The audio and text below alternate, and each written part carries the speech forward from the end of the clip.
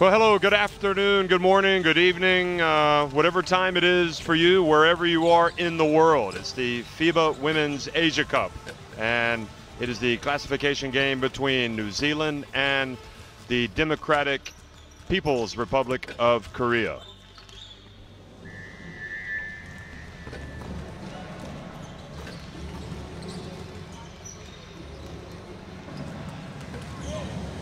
Well, as you look through the fisheye lens here in Bengaluru, India, it's a couple of teams that are trying to bounce back from tough quarterfinal defeats, and their aim of getting to the FIBA Women's Basketball World Cup they've come up short, but nevertheless, both of these teams have fought hard in this competition, and no need for either to hang their heads. New Zealand came closer. They actually beat the North Koreans earlier in this competition. What they needed to do yesterday was win against Chinese Taipei. Excuse me, what they had to do yesterday was win against Korea. They did not, and the South Koreans ended up advancing instead and to the semifinals and clinching a spot in the World Cup. So the aim now for New Zealand is to win this game to ensure their Division A status. I think we would agree that this is a team that should be in Division A, and we would expect them to either win this game or a battle for 7th place, which would happen tomorrow if they were not going to win this game. But they will take on a very tough Democratic People's Republic of Korea team, and it promises to be an interesting game. I'm Jeff Taylor, joined by Mick Bett. And Mick, first of all, I know that you want to welcome everybody to the telecast. Well, Jeff, thank you very much, and welcome everyone to this telecast. Yeah, wherever you are, I mean, wherever you're settling down, we hope you can enjoy a great day. 5 games ahead of you. I'm sure you'll be able to live through 5 games of us rabbiting away. But this is a good game, absolutely.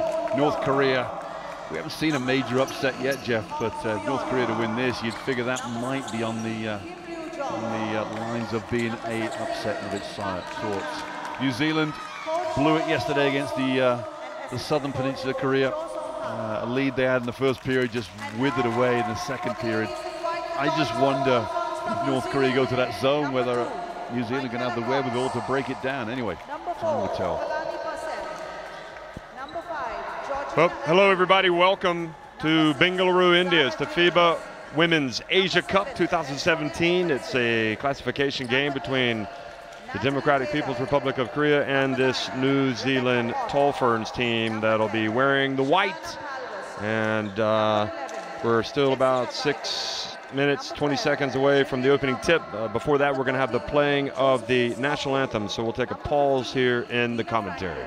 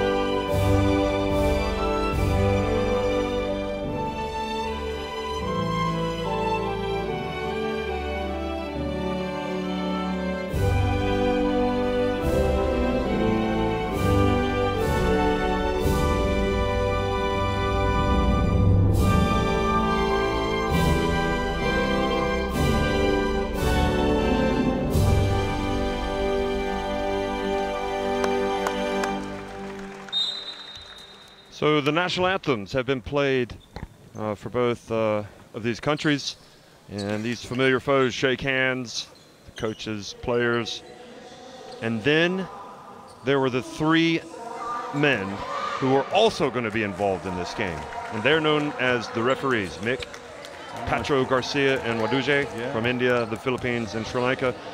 And also we'll see the rosters and the starting fives for each of these teams, and obviously the key again is to win this game for both of these teams to ensure their Division A status for the next time they compete in this tournament. Otherwise they risk falling into Division B. They'd have to win another one. But why don't you look at these rosters and highlight some of the key players and also the starting fives. Well, there's your roster for Korea, Jeff. I think the shining light for this team has been number 12, Ro Suk-young, just an inspirational player, inside outside really, although again really is driving to the bucket off her right hand. Ro was number 12 there. Ri, decent player. They've got 5 Kims on the team, and they'll start with 2 of them, with number 8 who hit 7 threes in game 1, and watch out for the point guard, number 3, Jang. Now they did lose Pak yesterday with a sprained ankle, so it'll be interesting to see.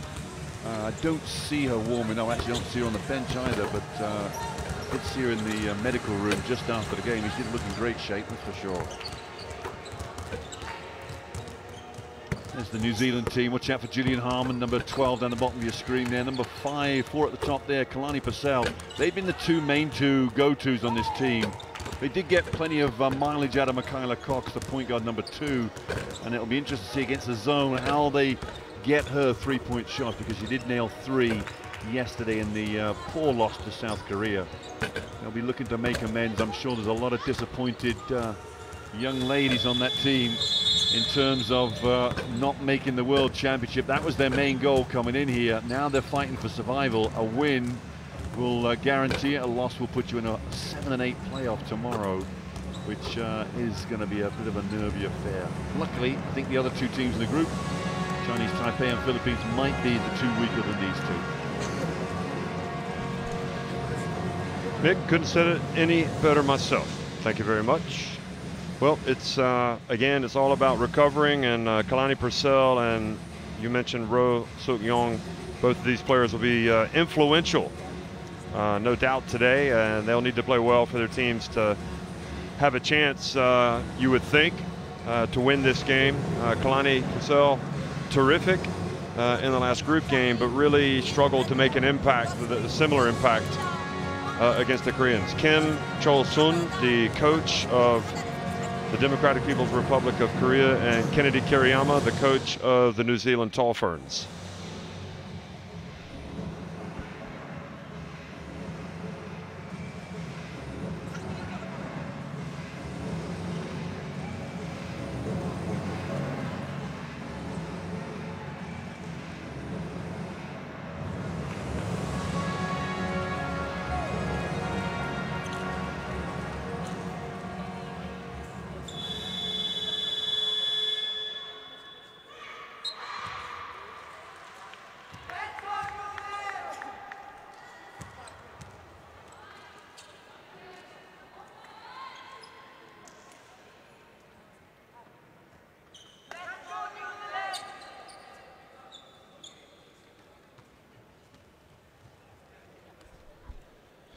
Well, good morning, good afternoon, good evening, folks. Welcome to Bengaluru, India. It's the FIBA Women's Asia Cup, and it's a game between New Zealand and the Democratic People's Republic of Korea. Hashtag FIBA Asia Cup Women 2017. If you want to express some opinions or send any comments out about the competition. Well, opening tip goes to the Tall Ferns. They will be attacking the basket to the left on your screen. Remember, they won the first meeting between these 2 sides decisively in the end. But they know this North Korean team could be dangerous, and they'll have to come out and play hard. Edmondson floats in, misses was that a pass or was that a shot? Jillian Harmon ends up catching it and shooting it. Kim, the captain, number 8, played exceptionally well against Chinese Taipei. Here's Rowe, and Rowe falls down. And look at both players getting on the ground. Shot clock winding down, ends up in the hands of New Zealand. And good find and a three-point play opportunity for Tony Edmondson. I thought for a minute there, Mick, that maybe Michaela Cox was making too difficult of a pass, but they ended up pulling that off. Well, it was one of those passes she had in her mind, I think, before she'd even caught the ball. So luckily, and fortunately for her, she got it through. But a good start here for the Tall Ferns. They'll have to play some serious defense down the other end, that's for sure, just to sort of give them an advantage. Now, how did Korea cope with it? We'll be able to see. They're usually fairly good. Zone here for the Kiwis. 1-3-1 it. Okay, and that was a kick. It will open up shooting lanes for Korea. Maybe Coach Kiriyama's saying you're going to have to shoot, prove to you can shoot the ball with any consistency. Yep, the three-pointer stays out, and the ball will turn over to New Zealand. Rowe thought that it went off of New Zealand, but I think the referee got that one right. Yeah, I think so. And early timeout here for North Korea just to talk things over against this 1-3-1. They will do that. They will do that, won't they? They'll call the early TO. I just think. What is it that you're going to say? Well, no. Let me cut you off here. A minute and 13 seconds into the game that you haven't already said, or that you shouldn't have already said. That's to change the defense, Jeff. Oh, okay. That's exactly why she just wants to. I guess she feels this team might be underprepared. Just needs reminding of where she wants people on the floor. There's that little red clipboard I was impressed with yesterday. So it's a logical one, but it's such a one you won't want to take early because you haven't even scored yet. You actually haven't even got the ball, so you'll actually let New Zealand set up an offense here. Coming down the other end is Kiriyama.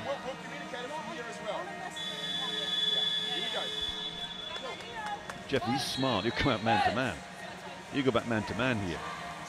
Because the timeout's being called because the change of defense. We'll go back man to man. Really confuse them. It might buy you a couple of points, you see, 2 or 4 points.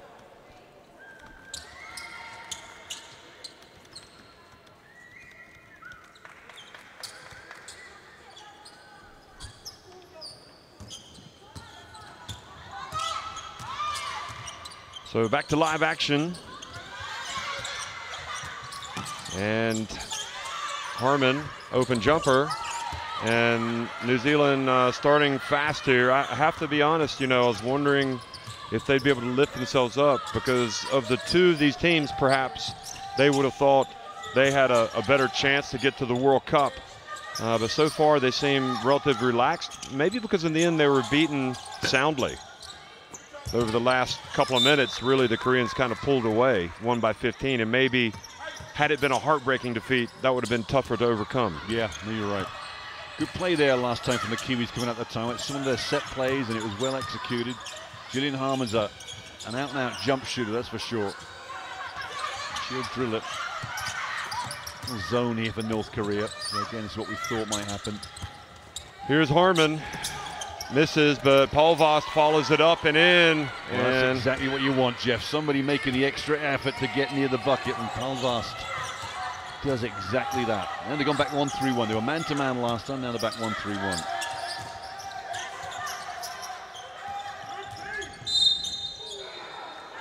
And foul on Tony Edmondson. Silly foul, really. Look at Palvast coming into the middle of your screen. Right place, right position.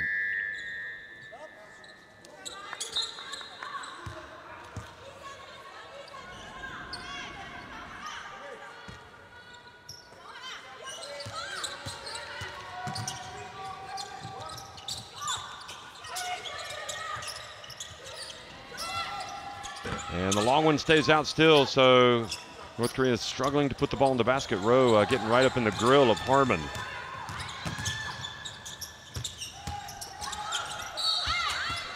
Move from Purcell. I mean, she took 3 Koreans on in the middle of that lane, just bullied away. And Jeff, it's interesting that the defense New Zealand, I think the way it is that if they score, they'll go into a 1-3-1.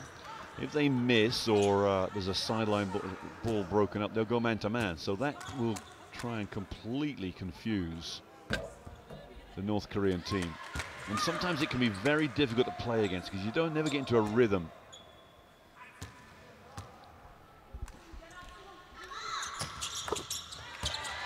So Purcell makes 1 of 2. And here's the 1-3-1. You see off the score. North Korea's still looking for that first basket. Well, Kim's just going to launch it, and she's going to hit it. No punch of the air this time, though. Kim was very ebullient early in the tournament, that's for sure. Could be that she's a bit tired, like all of us. This is great ball movement. Look at him swing it over to Cox. The shot they want. And she's been one of their better three-point shooters in this tournament. Didn't really get it going in the first game, but after that, she started finding her stroke. Kim tries to answer.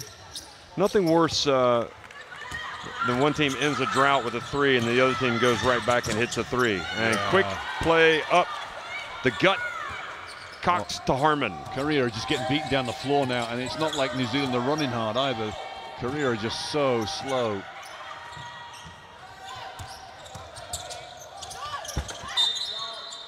And that ball went behind the backboard. She's claiming that it was hit. Yeah. You know, even if there's no foul, you're still going to claim it. Ref, I was fouled on that one. Coach is going to sub Kim out for that shot too. The other Kim comes in 8. Well, New Zealand got a great chance here, Jeff. If they can open this up, they get to 30 by the end of the first quarter. This one might be in the book.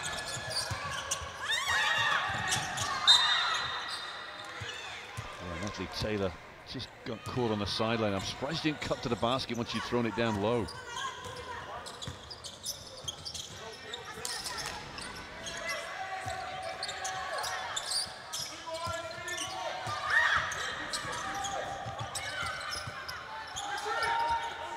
And Rowe gets inside. That's her patented move. Catches it, spins, and puts it off the glass. And this time, Kim read the pass, anticipated it. Yeah, that's not great decision making there from Agnew. Now they got Agnew and Cox on the floor at the same time, Jeff. Interesting. Well, this is what you've wanted to see. Well, I've just seen Agnew throw it away. So you know, how about Rowe? She's got to be better with the ball, Agnew. She cannot panic and throw bad passes. So we got Cox on a wing, perfect. You said it earlier, you know, New Zealand got up by 10 yesterday against Korea, South Korea, and now Harmon answers with a chance for a three-point play. They weren't able to press home that advantage. Instead, I think Korea went on a 24-2 run and took control. How many times you see Jillian Harmon drive to the hoop like this in this tournament? That's a super move. Absolutely super move.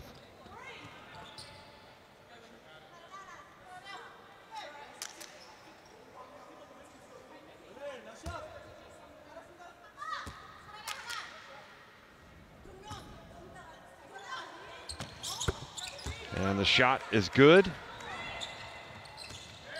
Jessica Bygate in the game for the first time as well, number 11 for the Kiwis. No, she hasn't been back in really since the first game, has she? No. I think it's probably more of a case of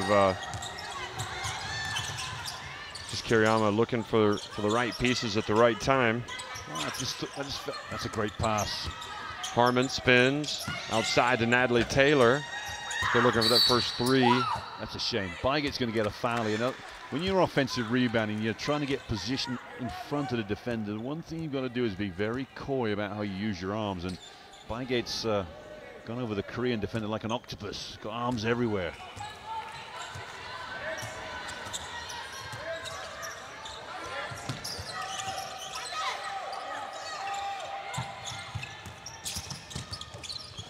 And the bounce pass, and Natalie Taylor almost or had a chance to take it and didn't. And now Kim launches one. Now Bygate has it. And this is, like you said, where they have to figure out a way to get more in transition. Instead of looking back, look forward. You had Agnew actually up ahead. Cox is in this corner. Here's Agnew wide open. Good. Now that's what I saw in the warm-ups before this tournament, and I thought we might see that in the group phase. Good work from the youngster Agnew. Makes a difference. have people coming off the bench that can strike, stroke it from deep. Well, it's very difficult to play against the zone unless you can shoot. That 21-7, excellent work. Do you think that she was reluctant to take that shot, or was it just in the group phase, or do you think it was just more of a case of getting minutes? She never had options. She never had those opportunities. That's a wide open option. I imagine that's the first open look at a tournament. How about Kim? Another look. She's not shy, that's for sure. And Natalie Taylor zigzags her way up the floor. And now a turnover. Yeah, Bygate's gone barreling in. I'm not sure what she's done. She's like a wrecking ball in there. I think she might. Are they going to keep her in? Good. Second foul for Bygate, I think, isn't it? Yep. Kalani Purcell checks in. Well, now it's a big lineup now for New Zealand. We haven't seen this all tournament, I don't think, Purcell and Bygate. Maybe once in game one. Kim is very reluctant to take another three. They need to get somebody else up here who can drop this three for North Korea. Here's Rowe. Shot clock winding down. Puts it up, and that's off. She's got a soft touch though, doesn't she? I mean, that had a chance to go in. Yeah. Oh yeah. I think just it ended up being a reluctant shot, didn't it? Because she'd already used a dribble. Oh, nice pass to Bygate, oh, and she has super move. The three-point play opportunity, and that I think Kariyama will be more than happy if Bygate and Jeff takes that shot. I think if Kariyama had a little more confidence in Bygate, I don't think he had confidence in games 2 and 3. That move from low to high, the cut and high person, is exactly what they've missed in the games they've been playing against zones, especially yesterday. Although, it's a different ball game when you're trying to shoot that ball over Park Ji-soo, who's so you'd have a much more athletic, taller, longer center of Korea. Well, number 5, Kim, is in the game fresh, and that's her first contribution. Well, I have to say, I am really surprised that New Zealand have been able to open up such a large lead. Natalie Taylor. Short, follows her own shot like you're supposed to. And that was fortuitous for the Tall Ferns.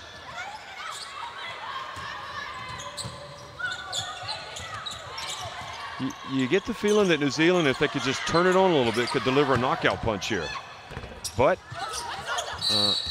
ball just does not go in.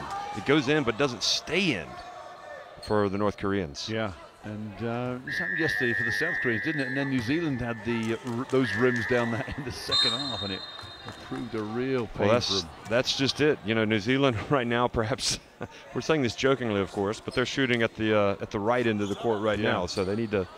It's going downhill first half.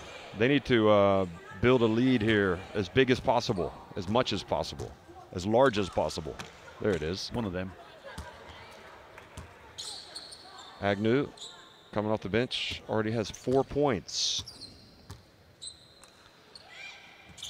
And the likes of Harmon, Edmondson, Cox won't be there forever for New Zealand, so they need the likes of Bygate, of Agnew,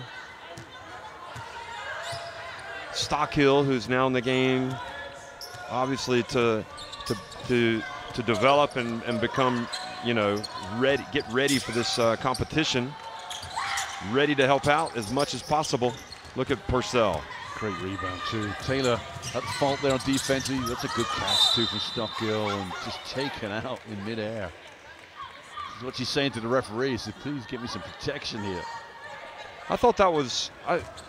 Maybe I'm wrong, but I thought that's maybe. Why do you make that pass when she's surrounded by 3 or 4 players? And that skill in itself, knowing when not to pass the ball, is important for players. 4 turnovers for the Tall Ferns.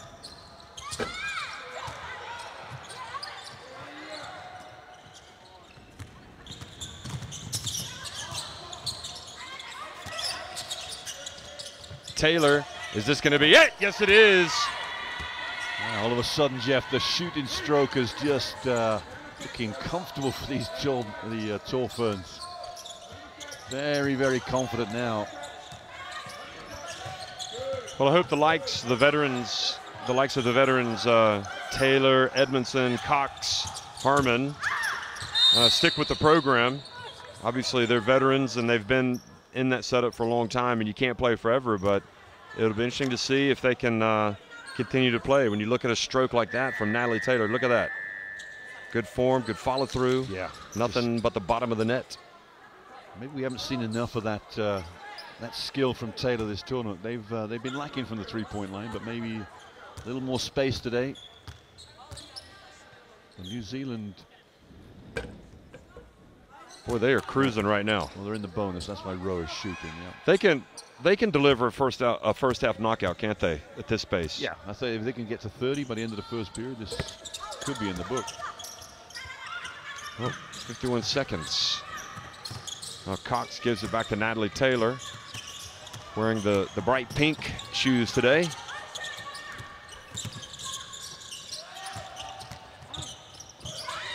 Kalani Purcell drives in.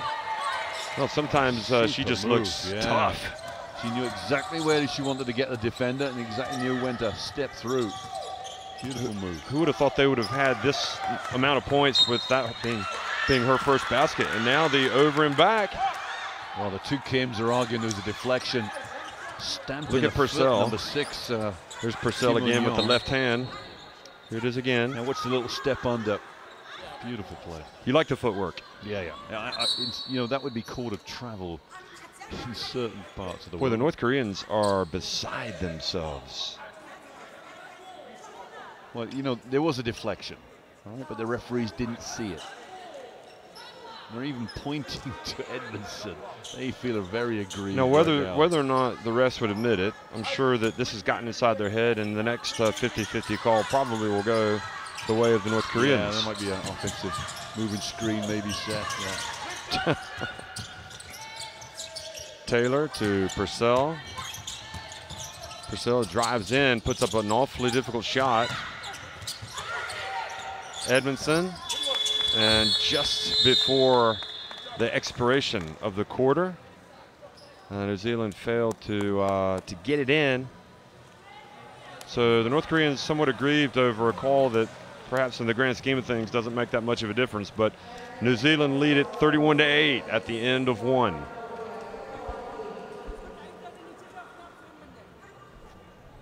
And you can see the shooting percentages, 8 of 15 for New Zealand, just 2 makes for North Korea.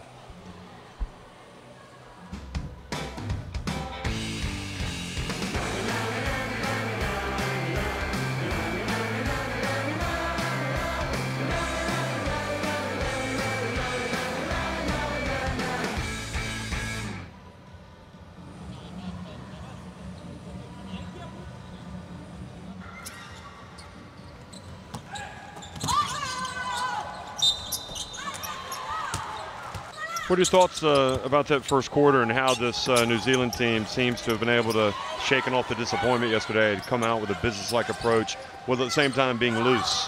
Yeah, I mean, they have to forget last night. They have to forget the loss, the cruel blow of not making the World Championship, but and then move on to let's avoid a relegation. And they've just come out like just, you know, exactly as Kerryama would have wanted. 31 points in 10 minutes. And an 8 for Korea. They've just done a tremendous job, Jeff. Korea came in thinking that we play zone, New Zealand will miss jump shots. Well, that's just not the case, is it, Michaela? Cox has hit one, Taylor's hit one, but they found ways to the hoop.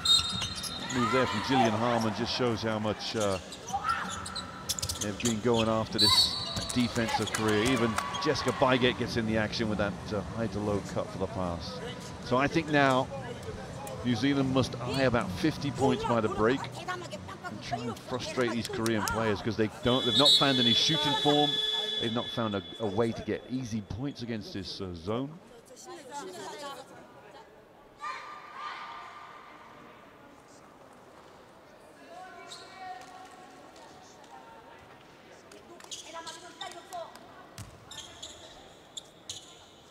Just to know why Jang is not playing more for North Korea, Jeff, the number 3. She's been ever present. Is that her at the end of the bench getting treatment? Could be, yeah. That's the last thing that they need, is another injury, having lost Pak. Now Kim puts up a 3. Well, that's how much better. Kim's been the better shooter of the two Kims, 6 and 8. And I'm not sure why that should be her only first three. They've not quite figured that one out yet. They'll keep coming at you. You can see the emotion from Kim after she made the three. Harmon, beautiful pass inside to Kalani Purcell. Yeah, that's wonderful. That's just Purcell reading the defense. Cuts back door. Harmon finds her with perfection. 1-3-1 again. They're going to have to solve this problem, North Korea.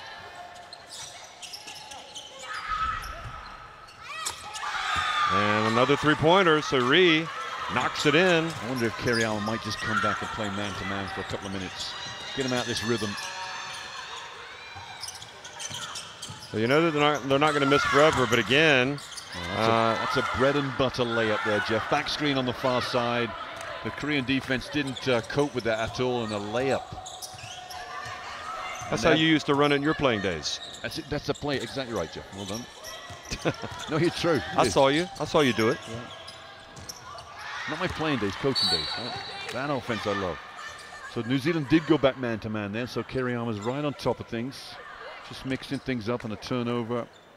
You've been able to spend some time with some of the Indian coaches while you're here. You know, they're really eager and keen to absolutely not just take their own careers forward, but they want to help Indian basketball. And there's a foreign influence here. Don't forget the national team coaches are coached by women by Serbia. I'm not sure who coaches the head coach, the men's team, but he used to be an American. As Purcell goes in, and he's managed to stop the tide there, Jeff.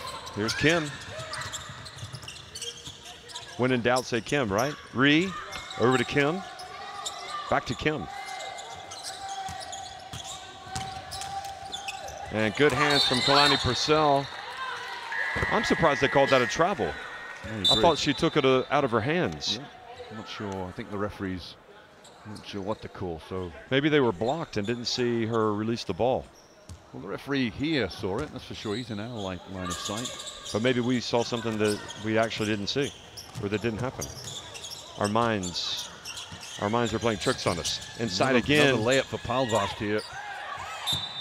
Palvast is a player that has to take her game to the next level for New Zealand. I think she does a lot of good things for them, but you know, let's put it this way, if she raises her game the way that Kalani Purcell has been able to raise her game, it's only going to bode well for the Tall Ferns. Yeah, Palvast getting in a bit of a tic-tac stuff. She's a scrapper. 9 Kim. You don't want to mess, you know, I know this North Korean bunch will get after you, but when push comes to shove, you don't want to mess with a New Zealander, do you? No, not readily, no. three Kims on the floor. Oh, beautiful play. Yeah. Harmon puts it in. They're not going to back down from anybody. No. The New Zealanders. Well, that surprised me so much about the second quarter yesterday. They just went to sleep, really. It wasn't so much deer in the headlights for me. I thought they were just lost. Yeah. Coach Kiriyama didn't see it that way. He just saw perhaps more, just some, not, you know, they had some good looks, some shots to make. They didn't make them, but I don't know. I just felt like they never got into a flow against that zone, did they? And that, I think when Park came back in, they never adapted to Park back in the game. No, and that was the risk. Oh, Ree, beautiful take, but then finish. She has got to finish that. Purcell needs to give the ball up to the guard. What makes you think that? Nice off 1 foot, and Tony Evanson gets in there, swoops for the rebound. Wow, they're just getting a look at this, wide open. Boy, I tell you what, have the coaching staff figured out how to attack this Korean defense or what? I mean, they're getting layups. Well, the Korean defense is all over the place. I'm not sure. I don't know whether they're in zone or man-to-man, be honest with you. Is it not interesting to you that after you play a game, you play a team once, the travel is called, which team is going to have the advantage in terms of how to solve the other team's defense and how to slow them down on offense? Now, granted, the North Koreans have been missing a lot of threes, but offensively right now, they're just absolutely cutting them open like a surgeon. And now they've gone back man-to-man here, Korea, so I don't think New Zealand, oh, look at this, just front the low post and give Harmon a layup. Well, it was kind of a twisting, I'm in a decent position to score, so I'm going to take it.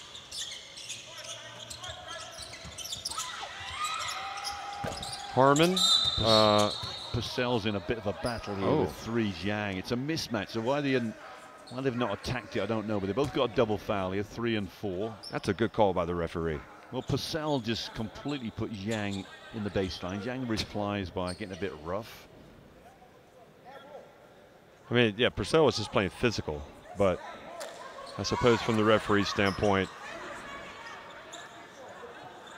Kariyama certainly doesn't like that call. And so it's a double foul possession now? I thought they were supposed to maintain possession if it's a double foul. Well, the arrow's going to New Zealand, so maybe that's been changed, or it must have been changed already.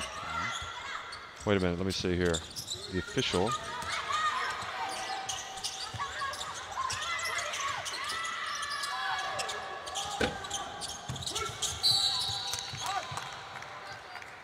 I'll tell you exactly what it was. You got it, Jeff? Just 1 second, stop rushing me. Okay. Foul against Korea. No, I don't understand, because it was all, there was a double foul. Zhang's just picked up another one now as well. They're getting a bit more physical, Korea. The referees will be quick to get on top of this. No, it was a double foul. Yeah. So I'm not exactly sure why. Well, the possession arrow has changed, Jeff, that's why. So it was their ball. It was with Korea, yeah. Okay. So now it's with New Zealand. We just saw it to New Zealand, didn't think it was Kariyama was just saying that what shouldn't have been a double foul. Well, that was his argument. Other, yeah. It's a good call. Agnew gets in, and again, Agnew. Play well, 3 and a 2. She's got the game. She plays under control. I like it. Somebody that can help them moving forward, I think. And the miss, excuse me, the make from the Koreans takes it to 41-17 now. Well, the question was, why would Rowe give up a layup? Well, give up a layup, get 3. That's easy mathematics, isn't it? Do you think, Mick, ifs and buts obviously don't win championships, and you have to play with what you've got, but do you think that if New Zealand had 2 or 3 of their other big guns here, they would have advanced? Yes. Yeah, I mean, you're talking Jordan Hunter, you're talking Penina Davidson, you're talking Aaron Rooney, you're talking Stella Beck. I mean, you're talking 4 players. They're all in the States? Well, Penina Davidson and Beck are in college. Yep. I think it was an injury that prevented Hunter from playing. I could be wrong. I know it was an injury that kept Rooney out, and she's a serious threat. It's unfortunate from the perimeter. Price, haven't they? And people are saying this is the weakest Korea team they've seen for a while. So I don't the Korean team that they lost to yesterday. Yeah, the Korean team have not been firing on all guns. I don't think it's necessarily the weakest Korea. You know, I think they're similar to the team that almost qualified for the Olympics last year. Well, maybe it's the team that's not playing as well. But they haven't. Yeah, they've got a new coach. Park Ji-soo really had her best game against New Zealand, which was unfortunate for the Tall Ferns. You see the Kim team leaders. Kim Dan-B's been around for a long time, but she's just not getting going. She hasn't been firing. No. Kim has played decently. It's an established program that the Koreans have, and you know, they were ultimately listen, you know, New Zealand can't make any excuses. You know, they had the game they wanted. They went up by 10 and simply, you know, didn't execute. No. And the Koreans, you know, we questioned the Koreans, did they have it within themselves to get up off the canvas and come out swinging? And they did. So you just have to tip your hat to them. Yeah, no, fair dues.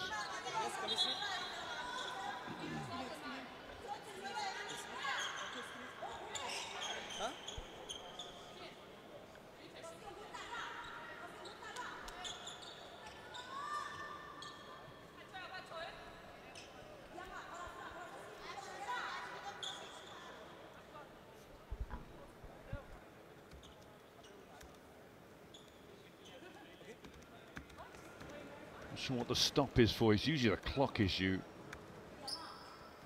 Trying to think what happened before this, before the timeout. The shot clock's at 8, so it must have been New Zealand ball. Was there a deflection, Jeff? There must have been. I think it was, wasn't it? Passed down low to Kalani Purcell, and it was deflected out of bounds.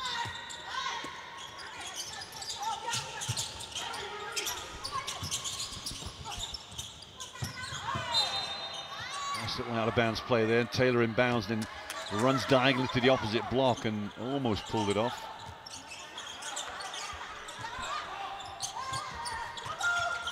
Good defense from Rowe. Now back over to Kim. Ree hands it off to Rowe. Kim from the top. Look at Rowe crash the boards. And Agnew in the open floor. Let's see if she shakes and bakes. Oh, she goes right around her. But she missed the layup. $1 million move. What was Kim trying to do? 5-cent finish. That was a. Well, there are various ways that you can put that, but she left her for dead, but then she missed the layup. I think Kim was trying to foul her, Jeff. She eluded her. Is that what you're saying? Yeah. She's proved elusive. Rowe out to the perimeter. Block shot. Is that Purcell on the SWAT team? Yeah, it was. Remember, a good retrieval from Taylor and a great pass down the floor to Harmon. Harmon passes it back out for Agnew. Got a mismatch down low if Purcell wants it. Oh. And ball goes in and out. Now back to the North Koreans. Zhang has it. You know, at this rate, as you look at the long one, the tall ferns could seriously challenge to that 100-point plateau. And when was the last time we said that? Yeah. About the tall ferns. I mean, this is their best. This is their best quarter by a country mile, or their best half. And they've slowed down this period because they had 31 at the break, didn't they? So they've had 10 in 6 minutes, 15 seconds. So it has slowed down a little bit. They should get to 50, you'd think. Well, you'd hope they get to 50, otherwise Korea. There goes Agnew. What do you think about that headband that Agnew's wearing? Did you ever wear a headband? Like Dr. J? No. It's actually quite useful. Keeps the sweat out of your eyes. Well, Matt Walsh used to. It's not just a fashion statement. No, Matt Walsh is the most recent headband wearer. The guy who used to play for Florida. Yeah, he sported it quite well. Yeah. I don't know anybody right now still wears one. Curly Neal, didn't he used to do it for the Globetrotters? There you go. Here you go, Jillian Harmon. Look at Tony Edmondson, and then she is pushed in the back. Will used to wear one as well, didn't he? He used to have a little thin headband. I need to wear it when I cycle. Yeah. Yeah, I do actually. Keep the sweat out of your eyes. So yeah, I've just had it confirmed from Mike Lacey and Basketball New Zealand that Jordan Hunter had a knee operation a couple of months ago. So they're hoping that she'll be back in early 2018. So yeah, so that was a couple of players with injuries, and you can't fault either Davidson or Beck with their college commitments. So it's just how it worked out. Nice move, by the way, with Ms. Bygate. Now, if you remember early in the tournament, Bygate came up with a left-hand hook when talking to Kerry Armour after the game. He wasn't too happy about it and subbed her out. That was a better move. Good recover from Taylor, just flicking the ball from behind. Mick, you got to learn. You got to learn to lose before you win. Oh. Do you subscribe to that? Listen, Jeff, when you coach, you'll realize you learn more when you lose than when you win. When you lose, when you're coaching, sometimes you don't sleep. You go through the whole night not sleeping. So what are you telling me? You were learning the whole time you were coaching? Absolutely. Oh, look at the spin move. Ah, tremendous. Give it. Count it. Come on. What? That was Come on. Move. Are they going to count it? No. No, it's going to be. Well, in life, you're always learning in life. I mean, it's not just basketball, is it? Mick, you're so wise. Yeah. You really are. I'll learn so much from you. That I doubt. Zhang over to Kim. Come on, Democratic People's Republic of Korea. Show us what you got. Rowe off the back of the iron. Cox looks up the floor. Great look. They're breaking. Edmondson flies in, but Edmondson, I think she was more focused on getting the contact for the potential three-point play. She realized it was going to be contact. She went tentatively. She's got to finish. Yeah. Tony, you need to finish that. And you know what? She knows that she needs to finish that. She is upset with herself.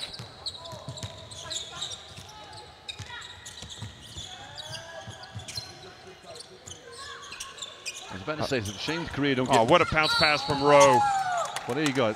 It's a shame Korea don't get more looks in the paint. And there you go, straight up backdoor cut from Yang, and Rowe dimes it to her. The problem is getting a shot away is not as easy as it seems for these Korean team. We're a little. How do you think? You think these North Koreans have enjoyed this experience? Oh yeah. Losing all their games. Yeah. It's a strange one, isn't it? Because for my money, I've actually enjoyed watching this team play as much as any team, because they really have been fighters. Like losing, do they? But the bottom line is they haven't been able to win. Well, you're in a beautiful country, a beautiful city. Bengaluru, India. Yeah. High altitude. Not really seen much of it yet. Taylor telegraphed that, but the North Korean didn't see it. They tell me it's a beautiful city. What do you don't enjoy the walk from the hotel to the arena, which you've done like 10 times? Yeah, that's nice. With all the rickshaws racing past. It's kind of a challenge, actually, to cross the road to get to the arena. But anyway, you just have to kind of feel your way through it. Harmon comes out of the game, and Purcell. Now, do you think Harmon is going to get some votes for the All-Star 5 by the end of this tournament? Or do you think by not getting to the semifinals, that's not going to happen? You know, if they get fifth, I can see it. But, you know, you got 4 teams ahead of you, all stacked with great players. Don't forget, Eurobasket Women 2009, Greece. Okay? Yep. They don't get to the podium, but Evina Maltzy is named MVP. My only question about Harmon is that there's always that element they feel, could she have done more? I mean, everybody can always do more. Yeah. But realistically, could she have done any more? I don't think so.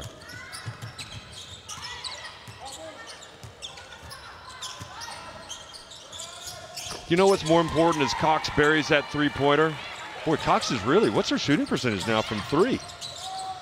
Well, she was 3 of 9 yesterday, so it's not. Nice drive. Oh, she passed up the layup for the 3. As you do. And she knew what she was doing. As you do. And Reed buries it. They must have that 19 points. I'm guessing 5 3-pointers. I think what's probably going to give Jillian more satisfaction is the fact that she made my All-Star 5, at least through the group phase. Yeah. That's a good point. And to be fair, you also had her on yours. Yep. Although you haven't published it. That should be more important, I think. Your All-Star team. Rowe made it. I'm an equal opportunity All-Star 5 member. Look at Kim. 48-22. So Tall Ferns knocking on the door of a half century. Can they get there? Meanwhile, the Democratic People's Republic of Korea, they need a stop. They're not even thinking about getting to 50, are they? They just want to run their offense. Taylor, that's on line. Nope. It was on the wrong line. Now, this team in red will not hold it for 1, will they? Possibly not. I mean, they're gonna need. Ooh, nice play by Kim. Steps to the left. She's having a good game, Kim, number 8. Take away the 3. That's okay. I'll settle for the 2. And she gets it down to 48-24. They've halved their lead. And tough call this, because the referees caught it from quite a long way away. I thought Yang did a good job here staying with Kalani Purcell. It was Purcell really that was initiating the contact, so Yang just had to stay with it. I'm not sure she did reach, but anyway, 2 shots for Kalani Purcell, immaterial now.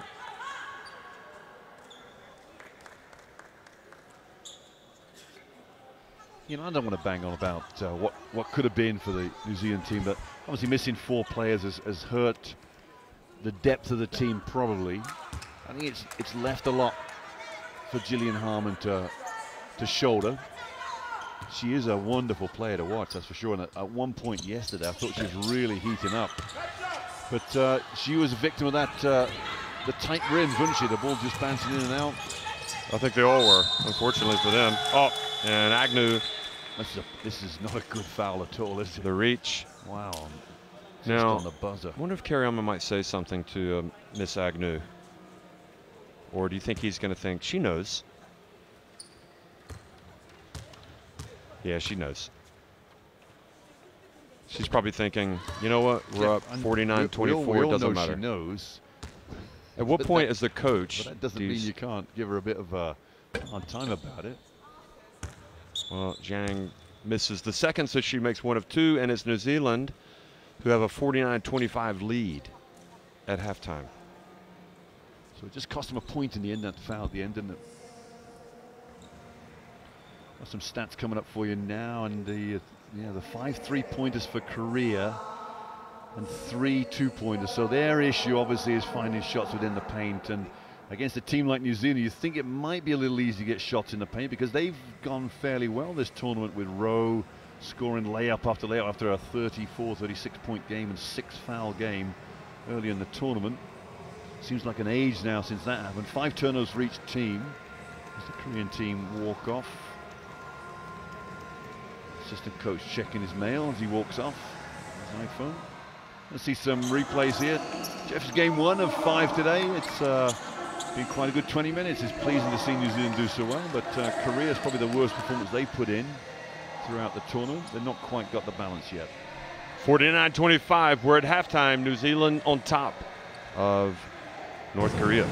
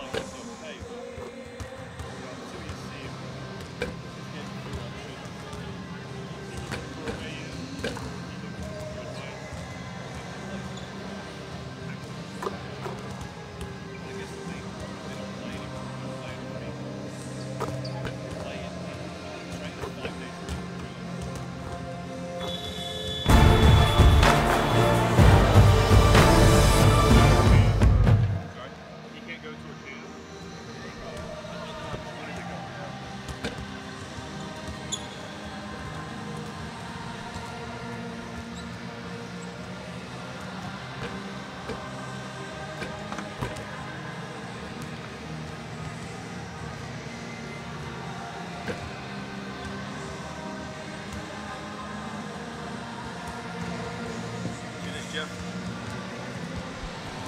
49-25, New Zealand on top of the Democratic People's Republic of Korea. Well, it's not done and dusted yet, but it almost is for the Tall Ferns. If they can go ahead and put this game away, they will ensure their Division A status. And that is a priority without question for both of these teams. So the North Koreans, they have got a lot of work to do to overturn this deficit. Of course, if they lose, they will then play in the battle for 7th place, and they would need to finish 7th to ensure that Division A status. The other classification today, game today will be next, and that'll be between Chinese Taipei and the Philippines. So the loser of that game will play the loser of this game for the right to stay in Division A. So, Mick, we've seen much better from New Zealand, but you know, how much of a chance do you give the North Koreans to come back here? It's a tough ask, Jeff, isn't it? There's no doubt about it. This is the best we've seen New Zealand play. It possibly could be the fact that they're playing against a team with an inferior defense to perhaps some of the bigger teams they play, but you know, maybe I don't buy that either. I think the North Koreans have been torn apart by a very, very good performance in 20 minutes by the New Zealand team. Now, can they keep it going? Absolutely. I'm sure that this New Zealand team will come out just hot and ready to play. And the North Koreans will have to really knuckle down. When you look at the stats, 5 3-pointers and 3 2-pointers for Korea, it tells you the whole state of where they're at. This is their 5th game today. They look tired. They look exhausted. They got one more game tomorrow, then they'll go home. But right now they're playing for their livelihood in Division A. If they want to be back here in 2 years' time, they're going to have to win one more game, either today or tomorrow. This one, they're starting -24 to the deficit, so tough ask all the way around. It's not going to be easy at all. New Zealand will come out with Cox, Palvast, Purcell, Harmon and Edmondson. So they're probably the strongest 5 that Kerryama could put on the floor right now. But you know, I thought the first half Agnew played well, Bygate played well, Stockhill played well off the bench. Even Natalie Taylor was more productive today than we've seen her play before, even though she's got great experience. So all credit to these Kiwis. They've really knuckled down and got rid of the ghost of yesterday's heartbreaking loss. I mean, they must have gone back to the hotel and really had some dark moments not qualifying for the World Championship. Anyway, here we go. Jeff, over to you.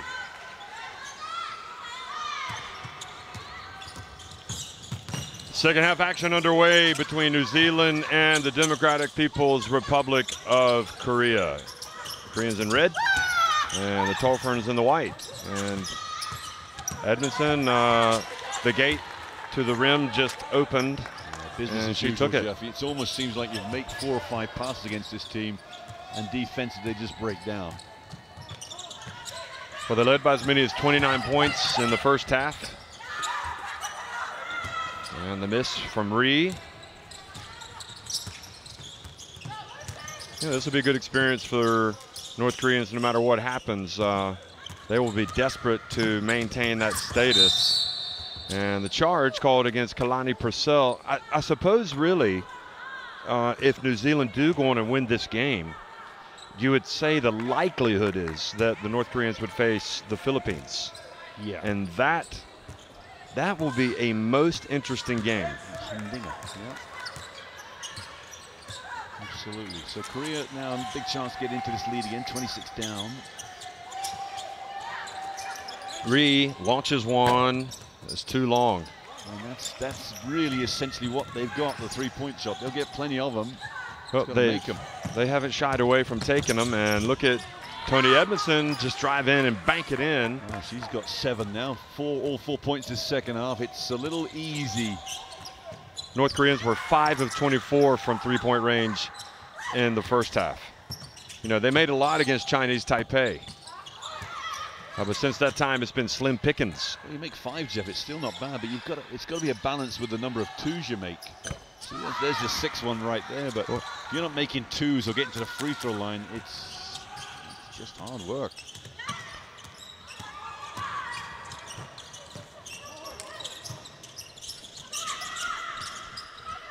Paul Voss looks at Edmondson. Oh, they find, look at Harmon. Just sneaks in there.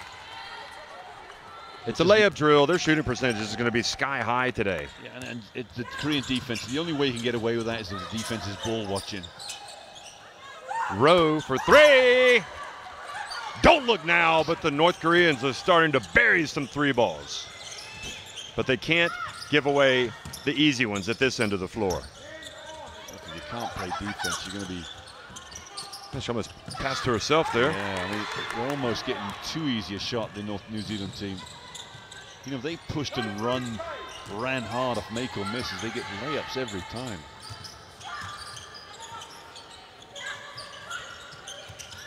Just saw the pigeon swoop down. Did you see him? Yeah. There's Rowe. That was short. If she had taken that shot just a second earlier, she might have hit that pigeon. Oh, yeah, the pigeon's got the whole place to himself at night, I'm sure. I wonder how that pigeon got in here in the first place.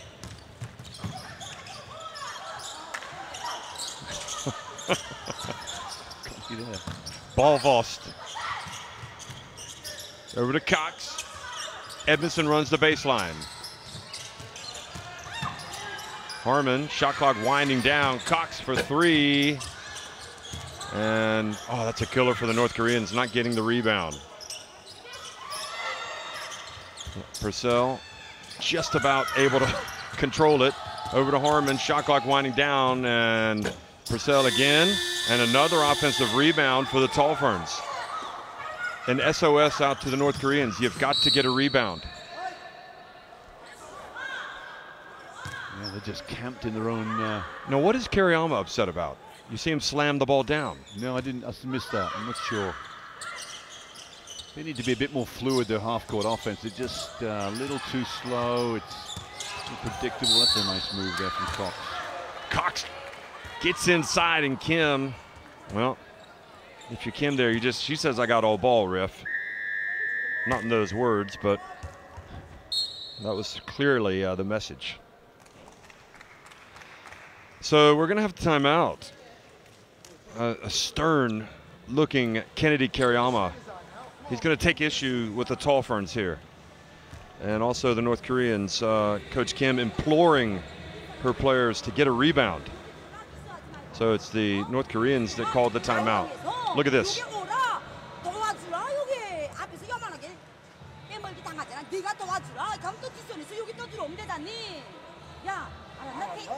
It looks like she's talking to number 17, Pak Jin-ah, who hasn't played a minute, but I guess she was actually looking at Rowe. Wrong place, wrong time for the... It's kind of like, are you looking at me, Coach? Yes. Here's Harmon. Look at Harmon with 15. Yeah, she's done well, Harmon. Cox 8. And Agnew as well. You know, she doesn't play many minutes. I just wonder if Harmon ends up as one of the top 3 or 4 scorers in this tournament. Well, she might just find her way. Top 3. She was 3rd yesterday. Rowe was 2nd. Who was first? Maybe Rowe was 1st. Yeah, Harmon was right up in the top 3. Who else is up there? Oh, Millie? Lee Yuru from China. Lee Yuru. The big young 18-year-old, yeah. You just would not realize how young she is until you actually see her in the mix zone. She's just a girl. Yeah. It's incredible how she can come out and basically move people around off the blocks. I wonder what a date was to the prom. Totally was. And we got a foul. Illegal block, and Rowe. Well, Rowe's come out not only, didn't she? Yeah, not only gets the foul call, but ends up holding her head. That's her 3rd foul, so she's got another 3 to go. Result the 6 fouls we thought she got in the first game. Paul Vost over to Harmon. Edmondson wide open. She had the follow through. She was backing up like it was in, but it was well short. Just wonder whether Edmondson had the drive, and she shouldn't have. Might be better options taking the drive. Wide open lane for her. Rose actually came into today's play leading all scorers with 22.3 points per game average. Lee Yuru is second at 18.5, and Harmon 16.3. Yeah. So Harmon with 15 already. So she should get that. She may end up a second top scorer by the end of this game. Yeah, I'm not sure if she's going to pass Rowe. No, she won't get that foul. Michaela Cox picked up a foul there, but testy foul. Another foul coming here. The New Zealanders can't get out of their area end here. Palvas has got this one. She thinks he's got all ball, but maybe there's a hand on the hip. Look at the right hand there. No, there's nothing in that, is there? That's a bit of a harsh call. Look at Palvas. She says, "We learn how to play defense. You joined the SWAT team. You should be on there," and then the foul is called. But you know what, Mick? In the grand scheme of things, New Zealand will know that they're up by 26 points. So you just take it. You take the medicine. Yeah, absolutely. It doesn't taste good, but you take it. You take a spoonful, and then you follow it with a glass of water. Harmon over to Edmondson. Back into, oh, look at him move it. Now you know how valuable that first quarter was. You're going to make a comment about that shot, aren't you? Missing the whole backward. But now you know with 31 points in the first quarter, look at the scoreline now. They've scored 26 points in the next 15 minutes. So an excellent start.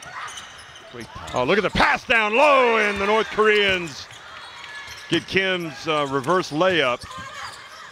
And it's back to 57-34.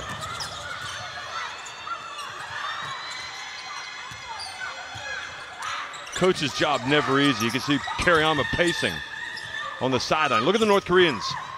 They've had like a jolt of electricity. And Palvas, are they going to count it? They will. They will count it. The hesitation by the referees. You knew it was coming. Great move from Palvast. Look at Palvas. This is where she's been. Oh, no, this is the reverse scored by the North Koreans. Yeah, 10 points for Kim there, number 8. But Palvas has been at her best getting to the rack. Yeah, she's done well. She's done well today. And I mean, in this tournament, you know, she has shown signs. Agnew, who are you coming in for? Okay, Edmondson goes out, and also Kim and Kim go out, and they're replaced by Kim and Kim. So Palvas now Jang, has 7 for the game, Jeff. That's her tournament high. So she's played major minutes, but she's averaged. Her average probably maybe could have been 2 or 3 points more. Carry there from Rowe. I like the defense from the Koreans last time down. They really upped the noise, they upped the intensity. But the end result was a 3-point play. Yeah.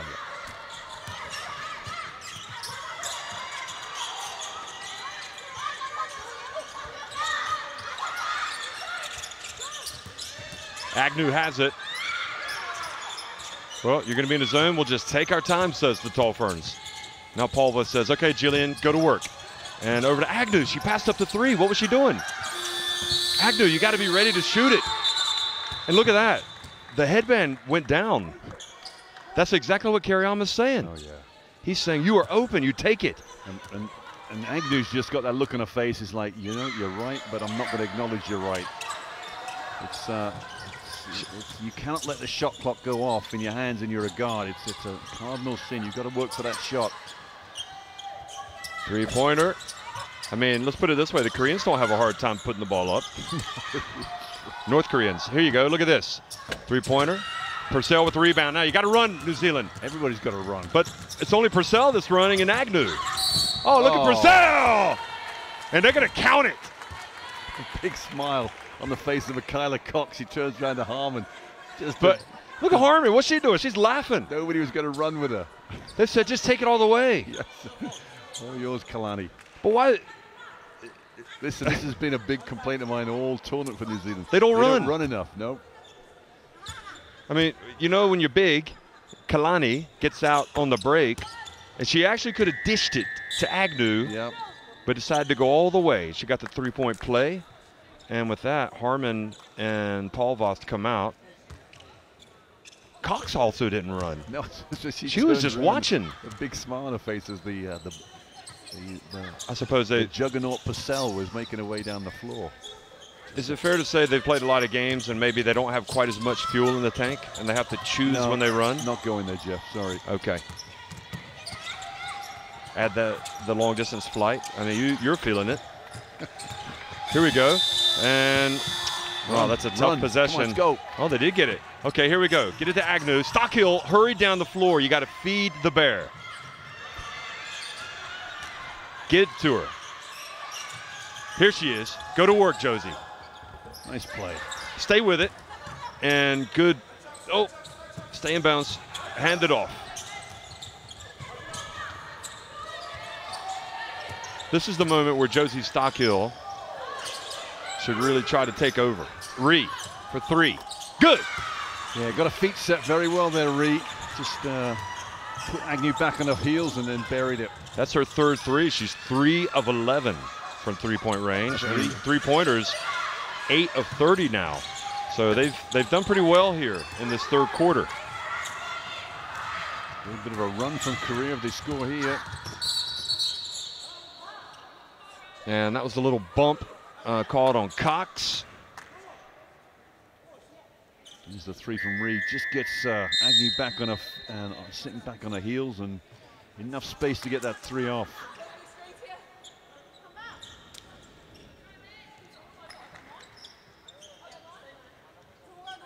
Agnew out, Jeff. Taylor's come back in replacement, number 8.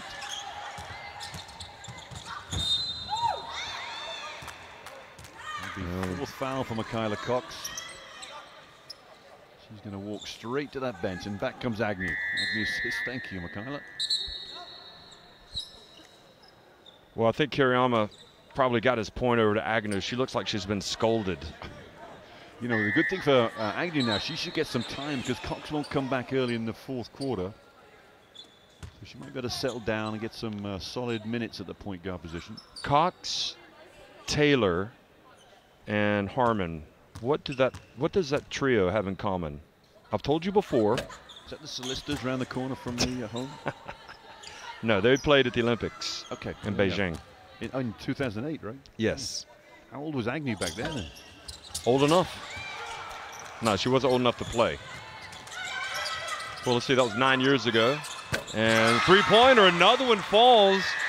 And now it's 63-40. Yeah, I wonder. I think Kiriyama will hope they've still got 20 points by the end of this quarter. That's what they'd be aiming for.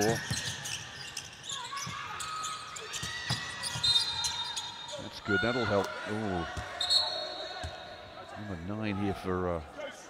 Is it Ree? 9 for.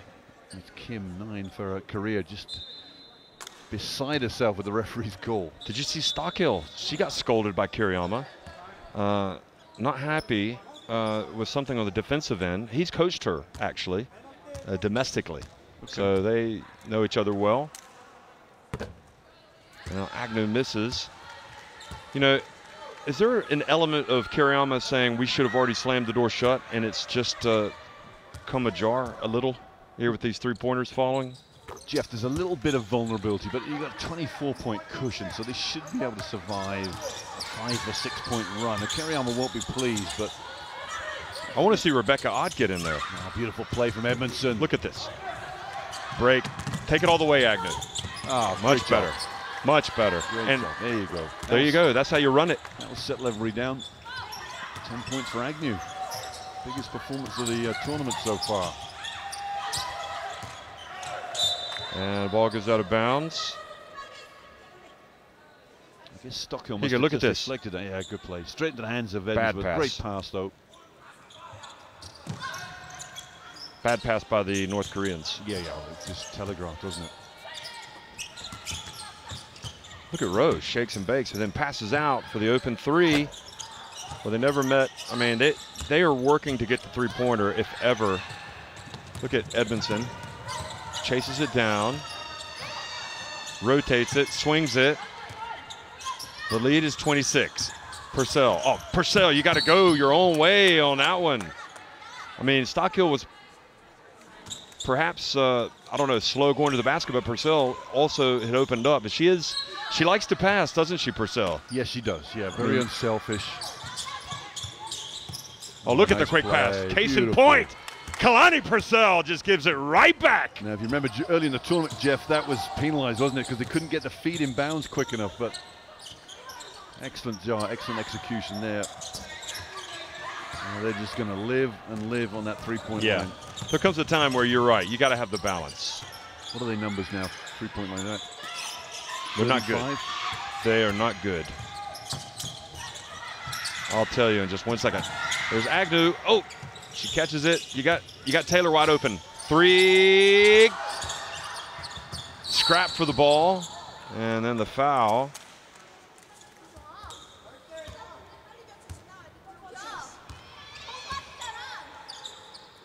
There's a nice inbound play there for New Zealand. Just hit the inbounder, who's usually the one that's not marked very well. I'll get it myself, Jeff, don't worry. No, I'm trying, but look, I've got like freeze. The freeze has happened on mine. On my live stat. 9 for 33, so they're taking 33. How many twos do you think they've taken? 33 three-pointers. How many two-pointers do you think they've taken? 14? Yeah, 12. 12. It's like, usually the ratio's the other way around. Now you take 33 twos and 12. There comes a time, Mick, when you've got to actually, if you have a chance to take a two, you take it. Yeah.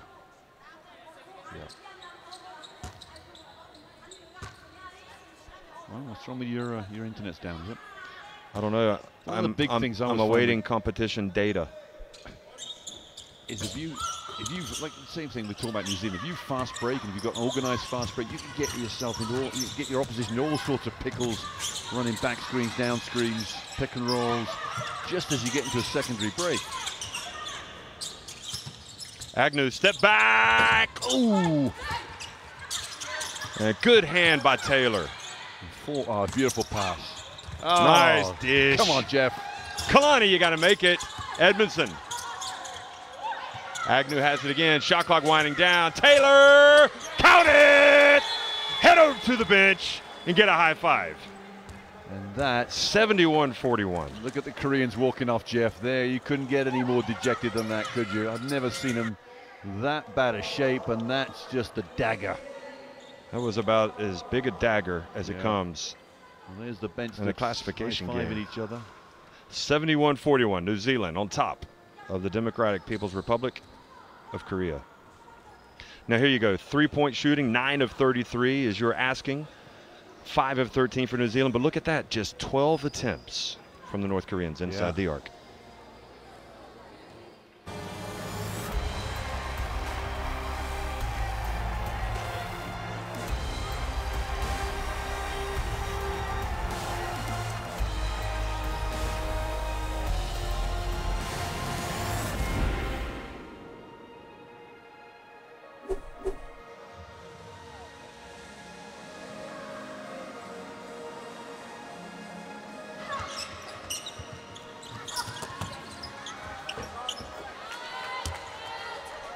Well, it's all New Zealand now. I mean, you can't see him losing from this position.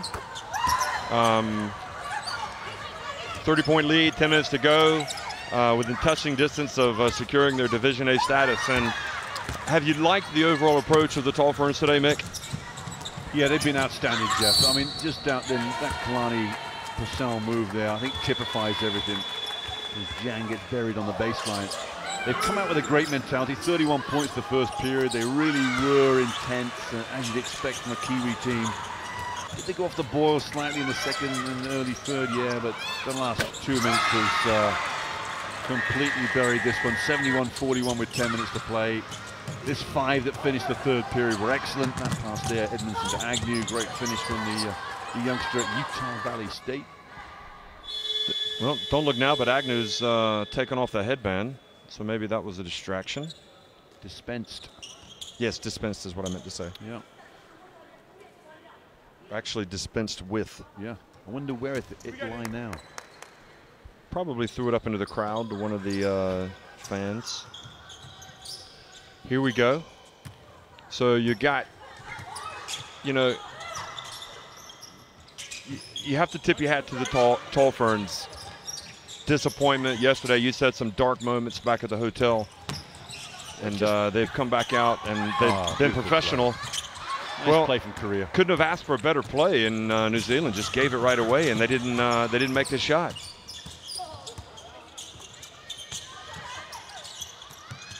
Agnew over to Edmondson. And nice play from Josie Stockhill. Well, you know, just the whole teamwork. Ball reversed all the way around. Everybody touched the ball, and a great post move. We got to watch Stockhill's development over the next couple of years. She's got a soft touch, though, from outside. Look at this. Had the hand in the face. That was good. Now she gets the rebound. And now Zhang taking exception to the authority with which she grabbed the rebound. But here's Josie going strong. Korean coach Kim just chewing out Zhang for some reason. I'm not sure what she did. Zhang was about to get into it a little bit with Josie. With Stockhill, yeah. Not sure what was going on. And then I think her coach. It's tough for this coach Kim now, trying to pick the troops up. They are completely demoralized.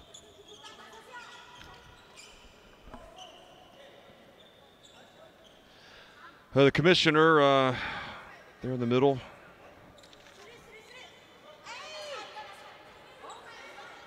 Dhanapal Veerasamy Ponia of India is the commissioner.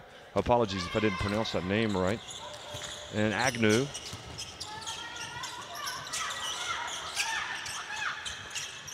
Here's Edmondson, goes baseline. Look at Harmon flashing. Here's Agnew. This is her. She's got to make that shot. She took it, no problem. I've got no problem with that, says Kennedy Kiriyama. She was stepping into it.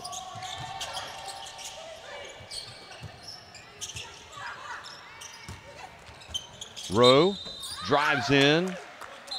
That's a nice move from Rowe. She's been very quiet today. 8 points for the game so far. She got 2 free throws. She got 4 fouls too, so she's going to be.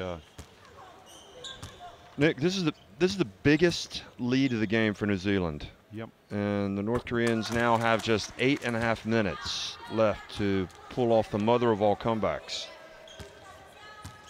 I can't see it happening. No, I totally agree. It's going to be a rebound from Harmon, and Zhang had picked up foul number 5. Now Georgia Agnew's she's had herself a pretty decent game. 10. You know, through 3 quarters, 10 points, 6 rebounds, just 1 assist. But you know what? She's not that far off from a double-double. Tony Edmondson, surprisingly, just 7 points, but true to form, she also has 4 assists, 4 rebounds, also a steal. Look at Stockhill battling for the ball. Couldn't find it. 15 points for Harmon through 3 quarters, 7 rebounds. Double assists or points or rebounds and points? Excuse me? What was Agnew's double? 10 and 6. In assists or rebounds? Rebounds. Oh, good for her. But she has just 1 assist, and Stockhill took a blow to the stomach. She's trying to catch her breath. She's going to come out. I think she's a bit winded. You're a guard like Agnew, though. You got to look at Fujioka's game and say, okay, can I get my assist numbers up? And she'll struggle to get 10 rebounds in this game, I would think.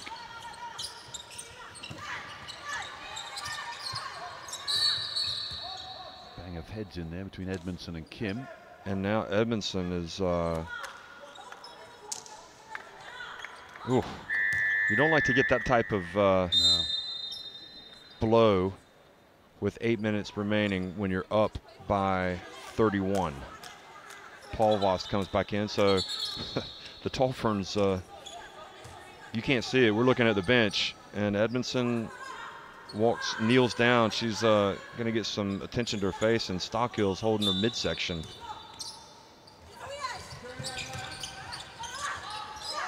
These things happen in basketball sometimes, inadvertent blows. Rowe gets it out to Kim. And another 3-pointer for Kim.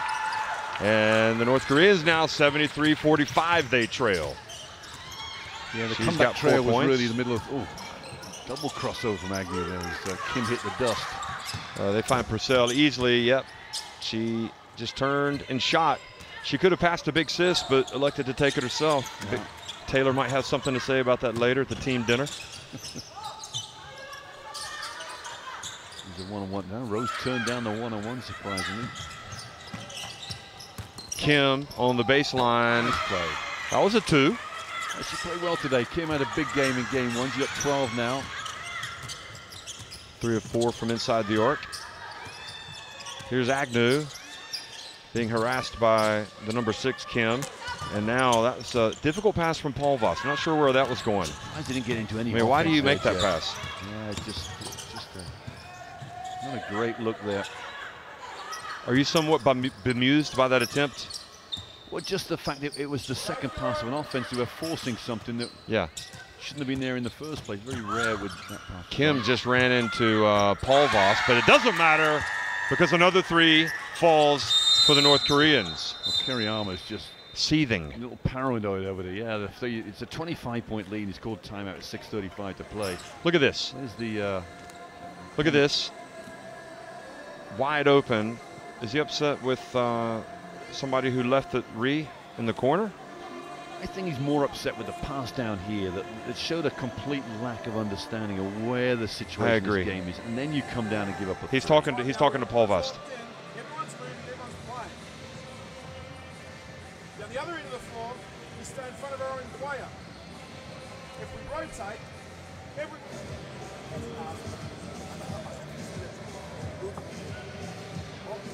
it's interesting as you look at the teams and their coaches. You know, you can't help. You know, you're gonna have an interesting relationship when you go on the road, aren't you? I mean, with the national team coach, you're traveling, you're living together in the same hotel. But we both know Kennedy's a nice guy. But you know what? When he's coaching, he has to be hard, doesn't he? Yeah, he has to give some tough love. Yeah, you can't be pals. Can you be a pal and a coach? You've got to find a balance, Jeff. I think that's it. As long as the players understand where the power control is, if that's the right phrase, you can then lower your guard at certain times and be on an element of we're all getting on, because we're all living in the same environment. That's the thing. You can't just, otherwise you end up sort of tucking yourself away from the team. You're not involved with them. You turn up only when the work's due, which is at practice and games. You see that, like with a China coach? Do you think he has a friend relationship? No, believe me, there are some programs where that is the model for sure. Purcell got in there, and again Kiriyama with a frustration clap.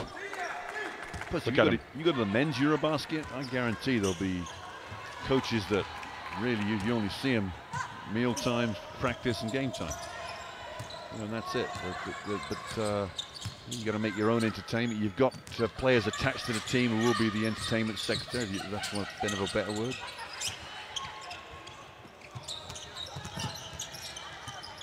Well, Paul Henare is going to be the coach of the Tall Blacks when they play at the FIBA Asia Cup for the first time, and he's going to have a very young team, as opposed to some of the older guys that he might have even played with. Yep.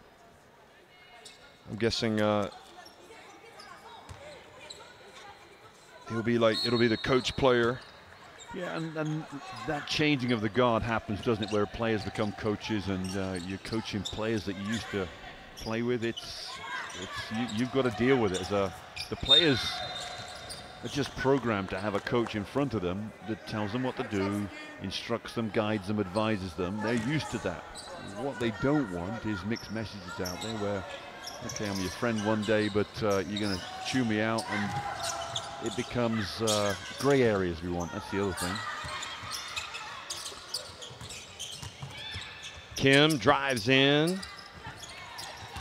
That ball gets done well there. Good rebound. Not quite sure the footwork though. It's a tough one. She was looking ahead, I think, to Altude made her break. First sign of Ott in the game. Jeff, that surprised me a little. I think there was an element in the first quarter they could have got her in.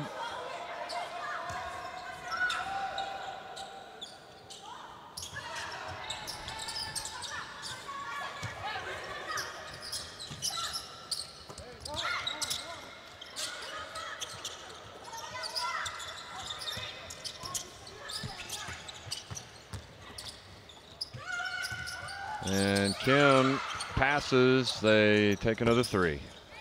Rowe gets the rebound. Midway through the fourth quarter, New Zealand up 25.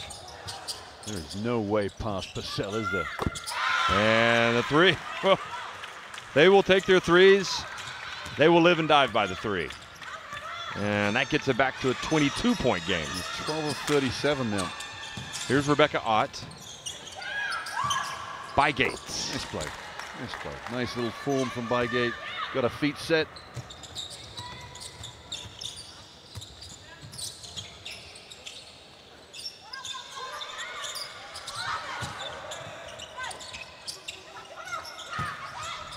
And rattles out. Offensive board. Another chance for North Korea.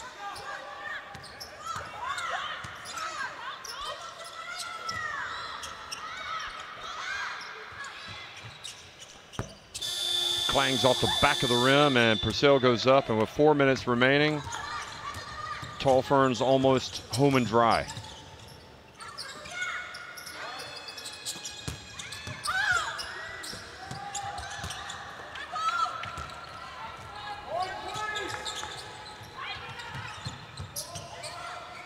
Connie Purcell, Jeff, 14 rebounds tonight, 1 offensive, 13 defensive. Another yeoman effort, really, 11 points, another double-double for her.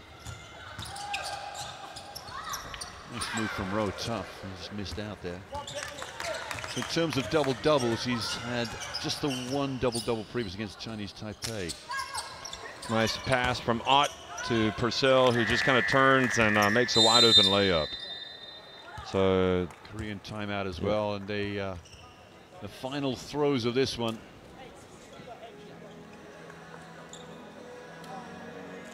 So Korea will play for a do-or-die battle tomorrow. That will be exciting. They'll have to pick themselves up.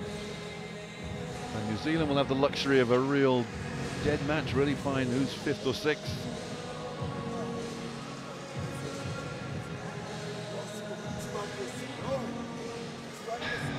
you know, it's a learning curve, really, isn't it?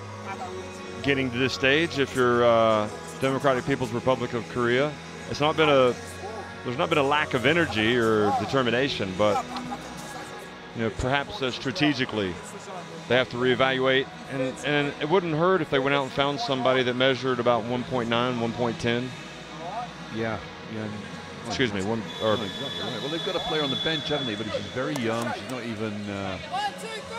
They're not even going to put her on the court now, Jeff. So I imagine that she's so behind the 8 ball in terms of skill development that it's going to be not even worth putting her out there. But she must be 6'5", 6'6" at least.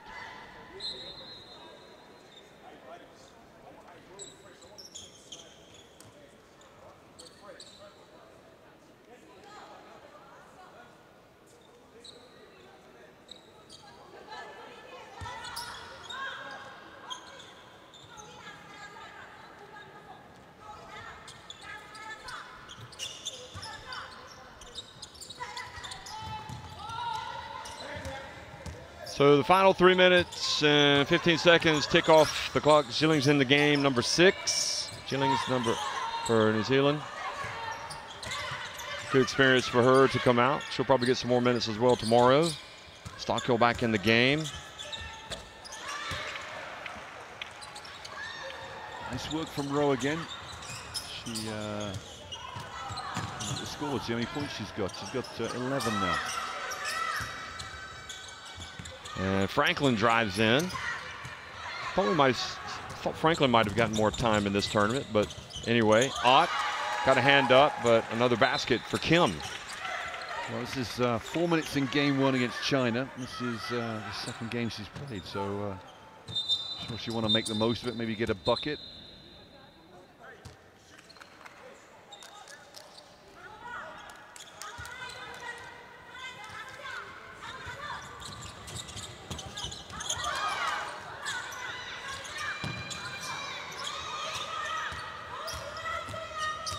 And Gilling's in the game as well, Jeff. Yeah, she came in number 6. Yeah, she hasn't played since game 1 either. Here she is. Passes nice. Good decision. Stockhill misses from the line. Well, Franklin makes her mark straight away in the game. And a foul, just making sure that, well, that tenacity is, you love to see it, that's for sure.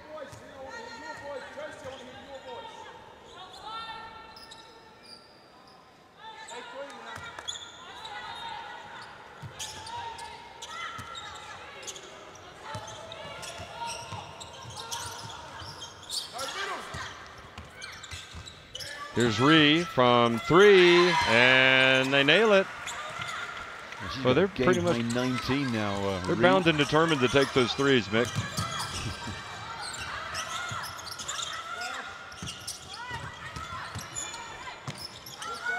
Wide open, and Agnew missed it. Oh, nice job. And that's going to be a foul. Yep, the Hopefully box it's out. not on Franklin. It should be against Franklin. Franklin did a great job jumping. Yeah, it's gone against. It was on Ree for kind of putting her backside into Franklin.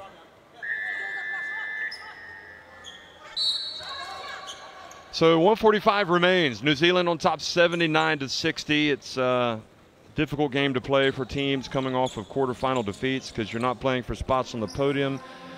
You're not playing for spots in the FIBA Women's Basketball World Cup, but you're playing to ensure your Division A status. And the New Zealand Tall Ferns have done enough to make sure that they will indeed be in Division A. That would have been probably disastrous if they had not been able to ensure their Division A status. And for a team that was within touching distance of the World Cup. And you know, at the end of the day, Jeff, that wasn't going to happen, was it really? I mean, they were always good enough to be, it's that 4-5 position. And this team is more than good. It should be, you know, the 4-5 position is the margins so small. So for the Democratic People's Republic of Korea, they're going to have to come back strong. Be ready to go tomorrow, presumably against the Philippines. I mean, look at that. Kalani Purcell, 14-13. It's not a group that looks downcast, really, does it? I mean, and again, I think that goes back to the fact that they realize they were just beaten yesterday. I mean, there was nothing controversial about it. No, absolutely.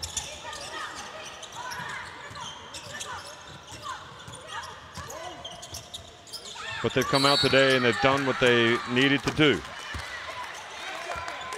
Tough on Franklin because the skip pass to Gillings was spot on the mark. She made the 3, but Franklin had an illegal screen.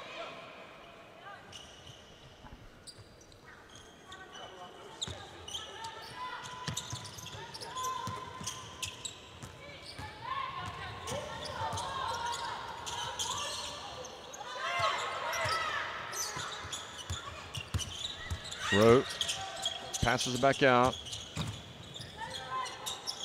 The jumper no good, and Agnew gets another rebound. She's got to be flirting with a double-double. Here she is, decides to hold it up. I think she must have had a knee injury at some point in her career. She's got that that bandage on her left. Yep.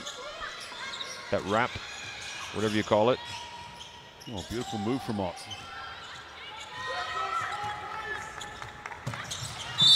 And New Zealand will get it right back.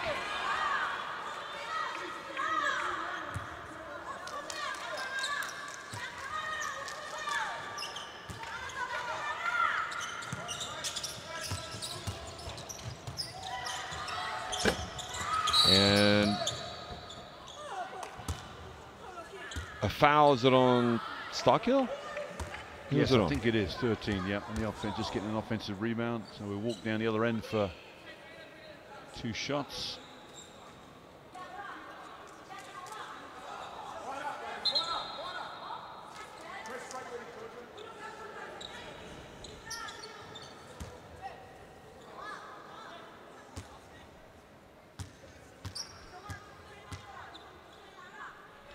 So Kim at the line and misses the first one. So New Zealand in their first foray into Asia, they know they will finish no worse than 6th, but possibly as high as 5th. And more importantly, they have made sure they'll stay in Division A. They have 40 seconds remaining here. And here's Ott. I like her stroke. She knocks it in. I was telling you, she hit that one the other day. So. I thought she had a chance to get more minutes. But you got to do more than just hit jumpers.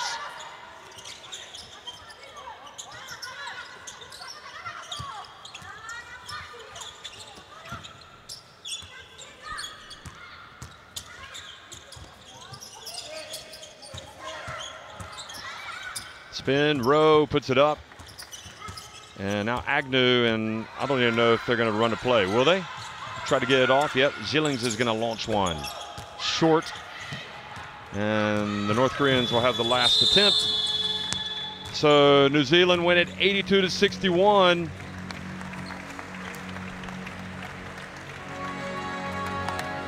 The Tall Ferns ensure their Division A status.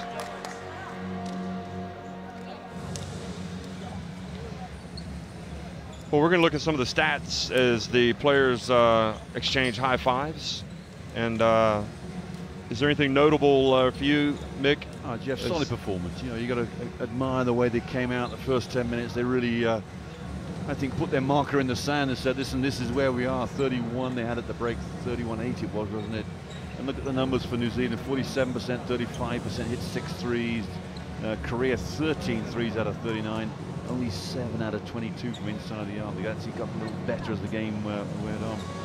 53-27, we've seen a lot of rebounding mismatches through this tournament, and it was completely highlighted with the scoreline as it is, a 20-point win for New Zealand. And I like that. Kennedy Kariyama will be happy that they're going to be in Division A, but you know, this team is got enough talent. We shouldn't even be talking about the relegation possibility with this club. They were close to getting the World Championship ticket and just got knocked off yesterday in a tough, real mental, physical battle. Harmon top scored. Purcell with a double-double. Edmondson 5 assists. Not a solid effort from all 3 of those. And Rowe, and Ree. Your hops, your highs for Korea. And it was Ree with 19 points, the number 10. The first time she's top scored for Korea in the tournament so far. 17 for the number 8 Kim, and 11 for Rowe. Is confirmed there. We had, you know, we were talking about the possibility of the double-double for Agnew, but she finished with 10 points and 8 rebounds. And I suppose, you know what, it's let's finish up here. Let's get another win tomorrow for New Zealand, potentially against the Philippines or the Chinese Taipei team. Let's go home and look back at the good things that we did, look back at the bad things, regroup, and get ready for the next one. Absolutely, yeah. That's a great point, Jeff. It's you've got to shake off your disappointments, learn from them the whole time. And although there'll be no World Championship for this team next year, New Zealand, the future is definitely bright.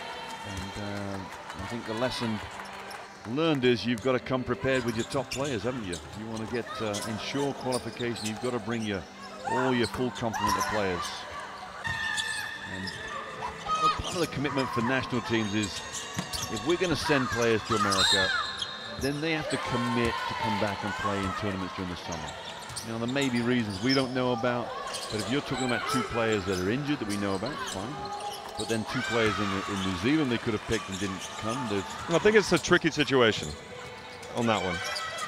I have to disagree. I mean, they've got commitments as well with the universities, and in the summertime, well, I mean, it could be academic related. They need to take summer school classes. I mean, you just never know. It's a wider issue. Making up courses is a wider issue, and I agree that should be done. But in some ways, if they're having to make up courses, then you know, is the university the right place for them? Are they, you know, it's being a, you know, that means you failed courses during the year, isn't it? You're making up courses. Now there is a school of thought now. These universities get them into summer schools, so therefore the coaches can work with them during the summer, and that affects some programs, especially the men's programs. But I don't know. There's an element here that says, you know, if the federations put you in a position to be good enough to go to college, and the part of the payback should be that during the summer you're available to play. I think the wider issue is you just need to have more players to be able to call on, and obviously it becomes more difficult for the likes of New Zealand because it's not a huge country. Even more so that those players need to come back and commit. Put it this way, Jeff. Let me give you the alternative. If New Zealand had made the World Championship, would those same players commit? Probably, because they'd be out of college. Thanks for watching, everybody. New Zealand win it. to ensure their Division A status.